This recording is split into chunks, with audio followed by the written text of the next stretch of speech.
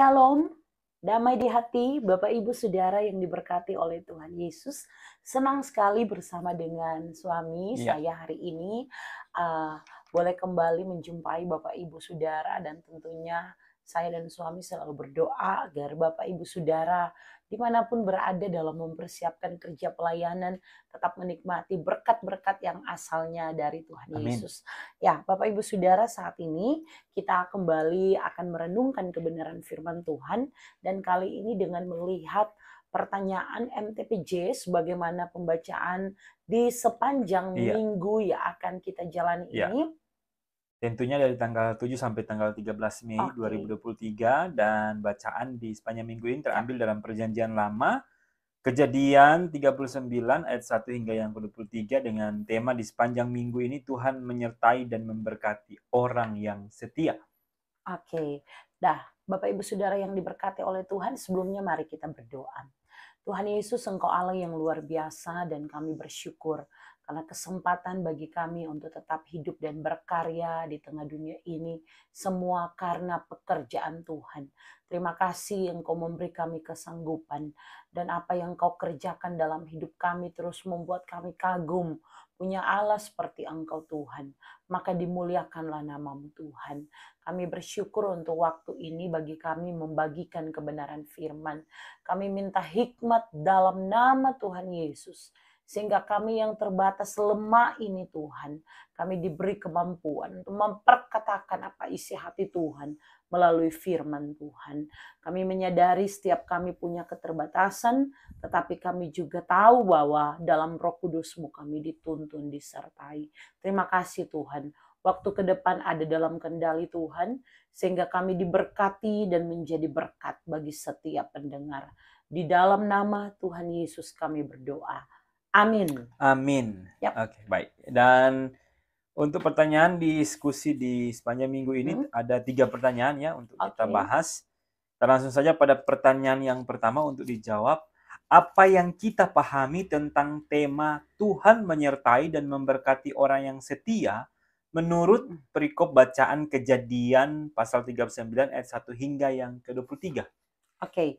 Ya, Bapak Ibu Saudara yang dikasihi dan diberkati oleh Tuhan Yesus Kristus, tentunya kita bersyukur ya, karena bagian bacaan Alkitab kita di hari ini dari kitab Kejadian kembali hendak mengingatkan kita bahwa kita tahu ini kitab pertama kita ketika kita membuka Alkitab, dan ketika kita menemukan mulai dari bagaimana penciptaan manusia sampai karya Allah di dalam sejarah umat manusia yang jatuh di dalam dosa, yang dibuang dari Taman Eden, kemudian manusia pada awalnya, dan bagaimana kehidupan umat Tuhan sehingga disebut Israel, dan seterusnya ini dimulai dari sini ya.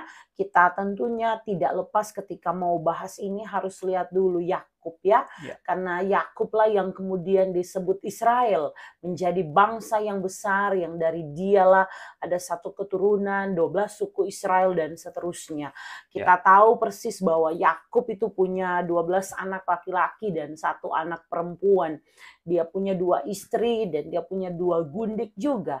Dan dari istrinya yang kedua, Yakub pada masa tuanya ini akhirnya punya anak ya, yang namanya adalah Yusuf, yang menjadi bacaan kita di hari ini. Sehingga ketika Yusuf lahir pada masa tuanya Yakub, maka Yusuf menjadi bisa dikata anak emas untuk seorang Yakub. Yusuf menjadi anak kesayangan. Itu terbukti kalau kita baca dalam kitab Kejadian bahwa Yusuf dibelikan jubah yang maha indah, jubah yang sangat bagus. Kemudian Yusuf ini sendiri seorang yang punya fisik ke depan, dan dia memiliki kemampuan untuk dapat melihat melalui mimpi, dan itu tentunya karena doa dari ayahnya dan bagaimana ayahnya memberkati Yusuf ini. Dan kalau kita lihat bahwa Yusuf ini punya hubungan yang bisa dikata tidak terlalu baik dengan saudara-saudaranya karena memang saudara-saudaranya dari awal sudah cemburu dengan si Yusuf ini. Kita tahu bahwa dia 2 kali bermimpi. Pertama dia bermimpi bahwa ada berkas-berkas gandum dan DP berkas berdiri tegak, kemudian DP saudara-saudara P berkas itu mendekat kepada berkasnya dan kemudian menunduk ya, seakan-akan Ya. hormat kepada berkasnya.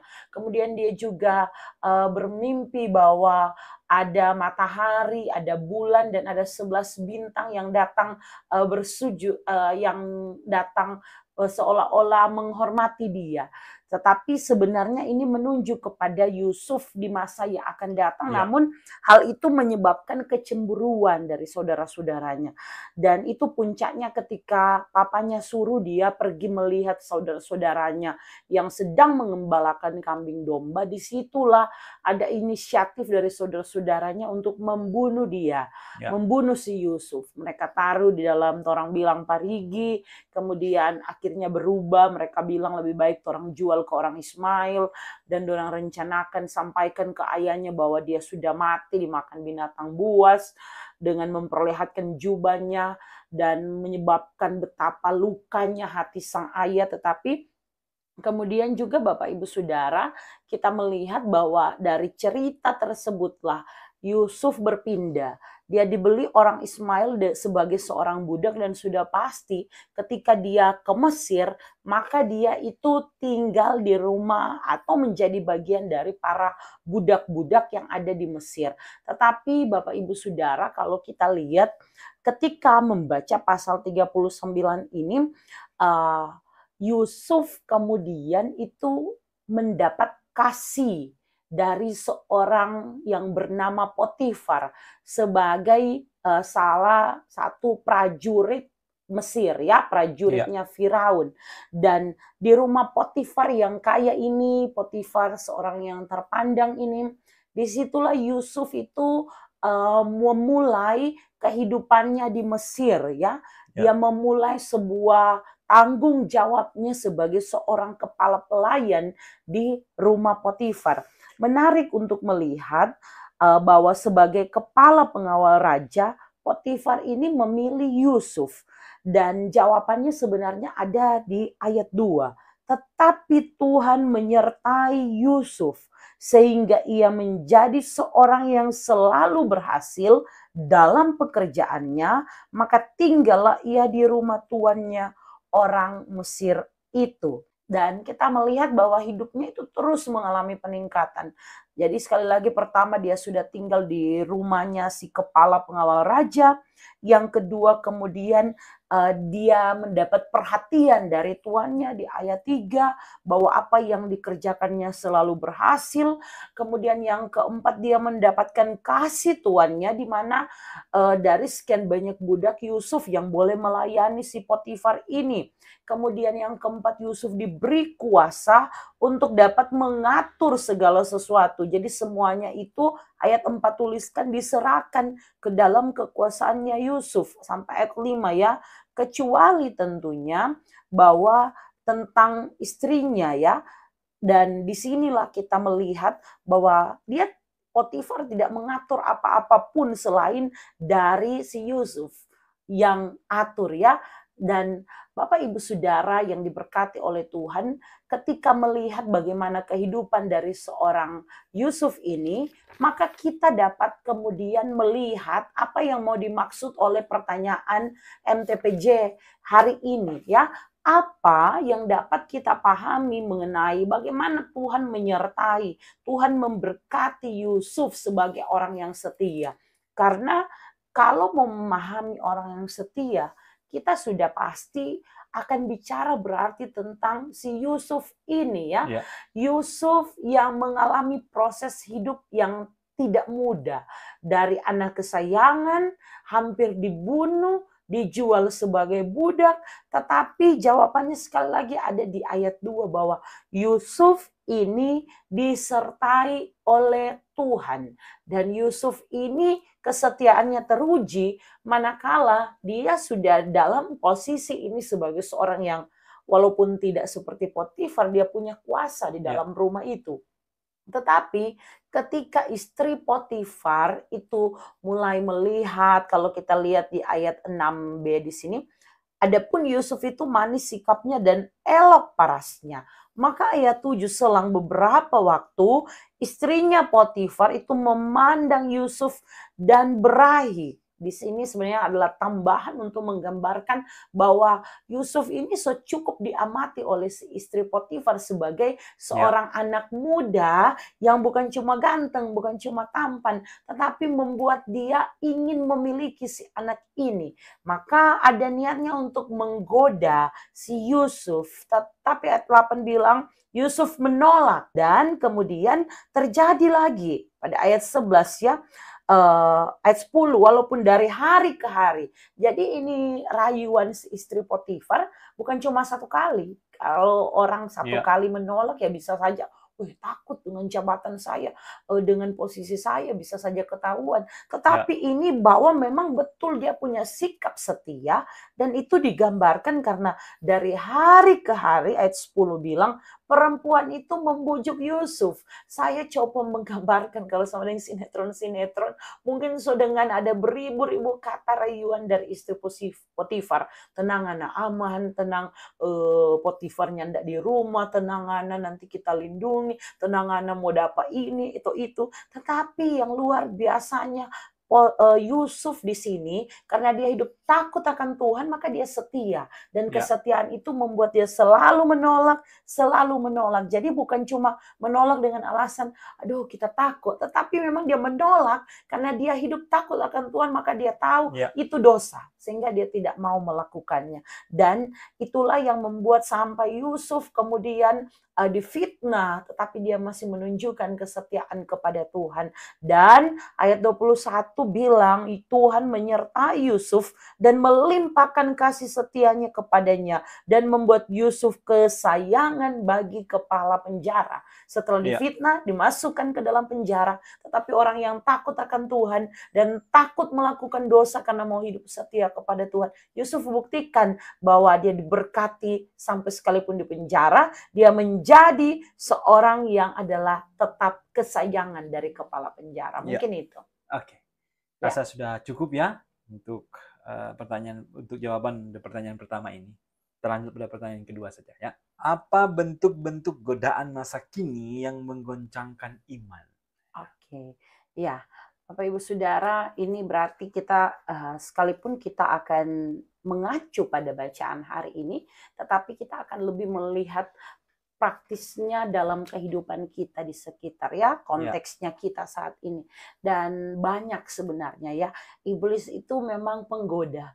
Jadi kelakuan istri Potifar ini ya. adalah kelakuan si jahat ya, Si yaitu iblis. suka menggoda. Iblis suka sekali menggoda kita untuk jatuh pada berbagai dosa. Kalau si Yusuf itu digoda untuk jatuh pada dosa persinahan, pada dosa ketidaksetiaan pada tugasnya, tapi juga banyak hal di masa kini. Ya, Sehingga rasanya untuk menjawab ini, mari kita refleksikan apa sih struggle kita selama ini. Rasanya hal paling sederhana yang mungkin orang anggap biasa saja, ya, tapi godaan untuk main handphone seharian, mager anak muda bilang, malas ya, gerak, itu juga jadi tantangan di hari-hari ini. Ada yang mengkonsumsi pornografi sebagai ya, bagian yang biasa hanya karena menonton video-video porno, ya, film-film porno, membaca novel-novel porno, bahkan ada yang kecanduan game, dan gamenya itu pernah satu waktu ketika konseling ketemu di game itu mereka perang, tembak-tembakan, ya. tapi yang kalah itu bersedia diperkosa oleh yang menang. Jadi Waduh. betul-betul si iblis pakai apa yang coba disukai oleh orang-orang hari-hari ini untuk masuk dan membuat orang-orang itu kecanduan. Sehingga kalau ditanya akan sangat banyak sekali. Ketika pun ada orang dalam posisi tertentu, punya jabatan, iblis goda untuk lupa diri, lupa pada Tuhan, lupa persekutuan, lupa membangun hubungan dengan Tuhan. Iblis goda untuk, bagus lebih kaya sehingga ada niat korupsi dan Ya. sebagainya. Ketika pun dalam pernikahan Tuhan izinkan untuk bangun keluarga, maka iblis mulai goda. Oh, istrimu sudah tidak secantik dulu, ini lebih cantik, maka ada keinginan untuk akhirnya jatuh dalam perselingkuhan, jatuh dalam kesenangan untuk jajan di luar dan sebagainya. Bahkan dalam relasi orang tua dan anak pun iblis suka goda untuk ngapain cerita ke orang tua. Orang tuamu tuh jadul, nggak kayak kamu. Jadi lebih baik kamu cari teman-temanmu, kamu cari om-om yang bisa bawa kamu dan malahan kasih uang kebutuhan kamu. Banyak sekali. Iya. Ya. Jadi kalau kita lihat memang dari Kejadian, catatan Alkitab ya, dari Kejadian sampai Wahyu sebenarnya kalau kita amati itu sangat jelas dan sangat tegas sekali catatan Alkitab. Dari pola dan strategi atau metode si iblis ini sama sebenarnya ya. Dari dulu, sekarang sampai selamanya tetap akan sama pola atau metode strategi dari si iblis ya. Dia penipu ya. Kalau kita lihat ada tiga yang biasa kita dengar ya: takhta, harta, dan wanita. Dan pola ini terus menerus ya terjadi. Nah, kalau kita lihat konteks di bacaan ini, Yusuf digoda ya. Ini berbicara tentang wanita ya. Betul. Tahan nafsu ya. Jadi sebenarnya polanya sama ya dari dulu dan tidak berubah. Jadi strategi itu tetap sama, metode tetap Cuman sama. Dengan strategi yang tetap sama itu tetap banyak loh manusia yang sebenarnya sudah tahu juga itu dosa. Karena kan sekarang kita bisa akses firman Tuhan bukan cuma dari Alkitab, tapi handphone dan semuanya. Tapi cukup tahu memang tidak cukup untuk membuat manusia tahan uji. Betul. Makanya iblis tahu persis, dia masuk dengan apa yang manusia sukai. Kalau orang itu mudah tergoda karena jabatan, maka dia coba berikan. Jadi kadang-kala si iblis ini yang kalau kita lihat di Ayub, dia yang minta sendiri ya ke Tuhan, coba kasih DP ini, dan iblis ini memang niatnya jahat. Ya. Dan kalau kita lihat memang kehidupan di era sekarang ya, kalau sekarang kan sudah 5.0 ya. Jadi bagaimana perkembangan teknologi itu ya, sosial media sekarang itu juga kadangkala bergeser cara kita untuk bersekutu dengan Tuhan. Karena tanpa kita sadari, kadang pagi-pagi kita bangun ya, yang duluan kita cari itu HP. Jadi bisa dikatakan penyembahan berhala masa kini ya, tanpa kita sadari itu sudah merubah mindset kita, cara kita menyembah Tuhan dan sebagainya ya. Jadi itu, dan sangat bahaya sekali sekarang sosial media. Banyak kejadian-kejadian yang konsekuensinya pada sosial media itu ya.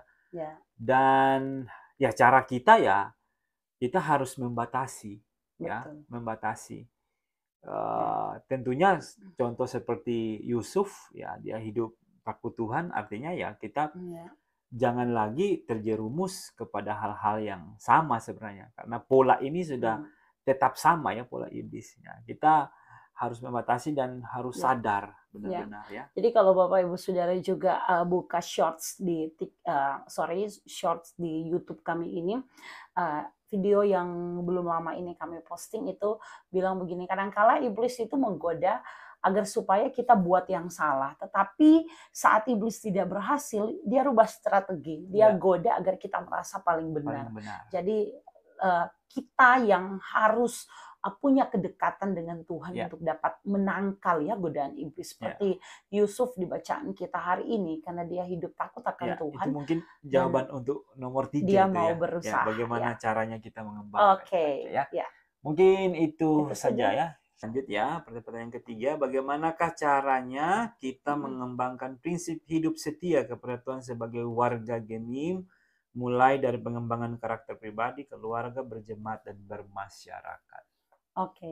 Jadi memang sebagai warga Gemim secara khusus karena kita bahas renungan MTPJ, tapi juga secara umum siapapun kita, dimanapun kita berada, kehidupan setia, pribadi orang setia, saya rasa itu adalah pribadi yang sangat menyenangkan, Ya. pribadi yang sangat baik ya, karena memelihara kesetiaan di dunia yang begitu penuh dengan godaan ini bukanlah hal yang mudah. Kadangkala rumput tetangga lebih hijau sehingga kita penuh dengan godaan. Media sosial itu membuat manusia melihat segala sesuatu sehingga yang tidak perlu jadi akhirnya dibeli, kita jadi lebih hedonisme lah. Namun Bapak Ibu Saudara, secara pribadi mungkin cara kita untuk dapat membina ya di pertanyaan mengembangkan kesetiaan adalah melatih diri dalam berdisiplin. Berdisiplin secara jasmani ketika kalau kita mau konsisten dengan sesuatu maka lakukan itu dengan setia. Ketika kita mau mengubah pola hidup misalnya, lakukan apa yang baik itu dengan setia. Sebaliknya kalau itu dalam hal rohani, maka perlu kedisiplinan rohani. Apa itu kedisiplinan rohani? Kita perlu untuk bersolitud atau bersaat teduh, untuk setia melakukannya hari lepas hari dalam keadaan suka ataupun tidak, dalam keadaan cukup waktu atau tidak versi kita. Kemudian dalam berdoa, dalam membaca Alkitab, seperti itu. Dalam kehidupan jemaat, kita tahu gereja punya tugas kesaksian, tugas persekutuan, dan karena itu kita juga terlibat dalam tugas-tugas itu. Dalam kehidupan bermasyarakat, kita dengan tekun mau melakukannya ya. Tetap menghormati pemerintah dengan cara hal paling sederhana, misalnya sebagai warga negara yang baik, warga masyarakat yang baik, kita ikut dalam kegiatan kerja bakti, buang sampah pada tempatnya, dan seterusnya banyak ya. Dan itu versi kita di konteks lingkungan kita bisa dijawab. Oke. Saya tambahkan ya, sebenarnya kalau merujuk kepada warga Gemim, Gemim ini punya power, punya kekuatan, karena dilihat secara kuantitatif banyak ya, 1.000 lebih jemaat yang ada. Dan mungkin kita sebagian orang atau sebagian orang menganggap ini punya kekuasaan karena power tadi ya, kekuatan ya. Tapi melihat dalam pertanyaan ini, mengembangkan prinsip hidup yang setia, tentunya kita tidak bisa mengandalkan dengan kuantitatif tadi ya, jumlah, bahwa kita ini gereja yang banyak, sinode yang besar ya, tidak mengandalkan. Iblis bisa saja memberikan pikiran-pikiran seperti itu ya, membuat kita jatuh sebagai warga Gemim. Tapi dalam bacaan ini tidak tertuju sebenarnya pada keseluruhan warga Gemim, tapi ini merujuk kepada pribadi sebenarnya. Jadi makanya di sini kalau kita ingin mengembangkan prinsip hidup yang setia kepada Tuhan, mulai dari pribadi. Artinya pertama ya harus ada pertobatan. Kemudian pertobatan itu menghasilkan buah-buah. Ya, buah-buahnya adalah takut Tuhan. Ya, ini yang dilakukan oleh Yusuf sebenarnya kalau kita melihat konteks bacaan kita. Ini dilakukan oleh Yusuf. Yusuf itu dia mengalami pertobatan dan dia punya pengenalan yang benar akan Tuhan. Makanya dia punya buah-buah roh yang baik ya. Dia hidup takut Tuhan, dia setia ya, dia taat tentunya kepada apa yang menjadi kehendak Tuhan tentunya ya. Itu mulai dari pribadinya sehingga membentuk karakternya ya. Yusuf itu memiliki karakter yang baik, karakter yang taat, karakter yang setia, sehingga terlihat walaupun dia sudah dibuang oleh keluarga, tetap dia mengasihi keluarganya ya. Jadi kita melihat sistematiknya dari karakter pribadi kemudian kepada keluarga. Nah, kemudian kepada berjamaat dan bermasyarakat. Dia dipilih ya. Dia punya kekuasaan di situ dan dia tidak takut kehilangan kekuasaan itu. Malahan dia tetap hidup takut Tuhan dan tetap setia. Makanya dari konsekuensi dari hidup takut Tuhan, dia taat dan dia setia, maka Tuhan menyertai dia dan memberkati. Bapak Ibu Saudara, kalau Bapak Ibu Saudara ingin diberkati ya, ingin disertai Tuhan, maka mulai dari pribadi kita untuk hidup dalam pertobatan, ya, punya penilaian benar, kemudian bersaksi, setia, hidup takut Tuhan, ya, pasti Ya. akan diberkati oleh Tuhan. Ya, dan itu adalah kesaksian Yusuf yang juga bisa menjadi kesaksian kita. Ya. Saya rasa memang di sekitar kita atau kita sendiri juga benar-benar sudah menyaksikan ya, orang yang setia dituntun oleh Tuhan dan Amin. firman Tuhan tidak pernah berdusta tentang hal itu. Ya. Yusuf menolak apa yang memberi kenikmatan, tapi dia tahu itu sesaat karena Ya. dalam Tuhan seterusnya hidupnya akan diberkati. Oke. Ya, itu yang dapat kami bagikan di ini- saat ini. Semoga kita terus menjadi gereja yang bukan hanya secara kuantitasnya banyak, Ya. tapi juga punya kualitas Ya. iman yang benar. Dan ini kepada tentunya Tuhan. hanya Ya, diskusi referensi, kami, ya, referensi, diskusi salah kami satu yang, referensi ya. Betul, boleh jadi referensi bagi Bapak Ibu Masih banyak Saudara. referensi yang lain. Dapat Bapak Ibu dengar di channel lain, di sumber lain, Ya. ataupun melalui diskusi yang berkembang di PA di masing-masing jemaat. Kita akan menutup di saat ini. Mari kita berdoa. Terima kasih Tuhan Yesus, Engkau sangat baik. Terima kasih Tuhan karena Engkau mengasihi kehidupan kami dengan kasih yang kekal. Kami bersyukur punya Allah seperti Engkau. Di kesempatan ini biar kebenaran firman mengubahkan kehidupan kami, mempertobatkan kami, hidup setia kepada Tuhan, bahwa janji-Mu memberi kemenangan bagi kami hari ini dan sampai selama-lamanya. Terima kasih Tuhan, diberkati setiap pendengar, biar mempersiapkan pelayanan dengan heran bagi kemuliaan nama Tuhan. Ini doa kami dalam nama Tuhan Yesus. Kami berdoa. Amin. Amin. Terima kasih Bapak Ibu Saudara. Akhirnya sampai jumpa. Tuhan Yesus memberkati.